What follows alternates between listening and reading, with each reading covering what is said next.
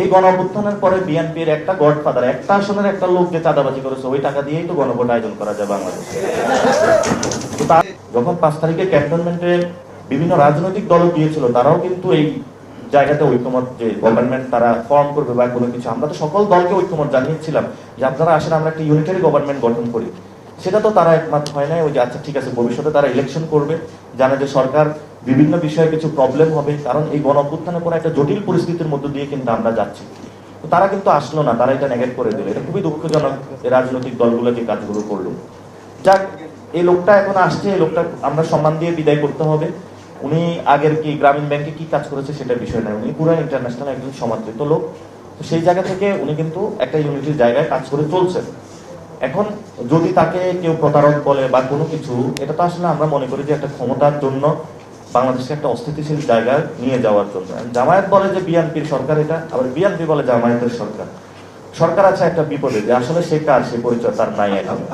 এই জন্য আমরা ডক্টর ইউনূসকে বলবো, আপনি যদি আদেশটা জারি করতে পারেন, তাহলে আপনার আইডেন্টিটি খুঁজে পাওয়া যাবে, আপনি আসলে জনগণের সরকার হিসেবে নিজেকে প্রতিষ্ঠিত করতে পারেন। আর যদি আপনি এটা না করেন, যদি চুপ্পুকে দিয়ে আপনি এই ধরনের কোনো কার্যক্রম করার বাংলাদেশে চিন্তা ভাবনা করেন, তাহলে এটা বাংলাদেশে একটা বড় ধরনের অস্থিতিশীল পরিস্থিতির দিকে যাবে। আমরা কিন্তু চুপ্পুর হাত দিয়ে বাংলাদেশের এই জুলাই সনদ, পবিত্র সনদের সাইনটা মেনে নিব না। এবং সেই সময় চুপ্পু যদি এই সাইন হয়, তাহলে চুপ্পু বঙ্গভবনে থাকতে পারবে কিনা সেটাও আমরা নিশ্চয়তা বিধান করতে পারবেন। আপনি এই ধরনের আগুন নিয়ে খেলা করবেন না। ভালোভাবে আছেন, ভালোভাবে বিদায় নেন। আমরা আপনাকে সম্মান করি, আমরা আপনাকে নিয়ে এসেছি, আপনি কাজ করেছেন। এখন আমরা একটা নির্বাচনের ফেজে চলে যেতে চাই। নির্বাচনের মধ্য দিয়ে পিপল যাকে ভোট দেয়, এটা জামায়াত ইসলামীকে দেখ, এনসিপিকে দেখ, খেলাফত মজলিসকে দেখ, ইসলামী আন্দোলনকে দেখ, বিএনপি দেখ, আমরা একটা পর্যায়ের মধ্য দিয়ে আমরা গণতান্ত্রিক ওয়েতে যাই। কিন্তু সেখানে একটা কথা হয়েছে, সেটা হলো আমরা একটা বাংলাদেশের রিফর্ম অ্যাসেম্বলি চাই, যে অ্যাসেম্বলির মধ্য দিয়ে এই কার্যক্রমগুলো একটা সুষ্ঠু প্রক্রিয়ার মধ্য দিয়ে নতুনভাবে আমরা বাংলাদেশটা স্টার্ট করতে পারি। নতুনভাবে আমি আর জাস্ট 2 মিনিটে শেষ করে দিব কিছু একটা বিষয়। তবে নতুনভাবে বাংলাদেশে একটা জিনিস এসেছে, ওই সময় মুক্তিযুদ্ধের চেতনার কথা বলে চেতনা ব্যবসায়ীরা বাংলাদেশে এক ধরনের চেতনার ফেসিবাদ কায়েম করেছিল। বাংলাদেশে কিন্তু আবারই ধর্মকে ডিল না করে ধর্মীয় কথা বলে ধর্মীয় ফেসিবাদ কায়েমের প্রচেষ্টা চালিয়ে যাওয়া হচ্ছে। এই ধর্মীয় ফেসিবাদ যদি বাংলাদেশে কায়েম করা হয়, তাহলে আলেম ওলামাদের উপরে বড় ধরনের একটি নির্যাতন নেমে আসবে। আমরা যারা এই কাজটা করতেছেন তাদের কাছে আহ্বান জানাবো, বাংলাদেশে যদি আপনারা ধর্মীয় ফেসিবাদ কায়েম করতে চান, তাহলে সেটা জনগণ কেন আলেমরা এটা আপনাদেরকে ঠেকিয়ে দেবে ইনশাআল্লাহ।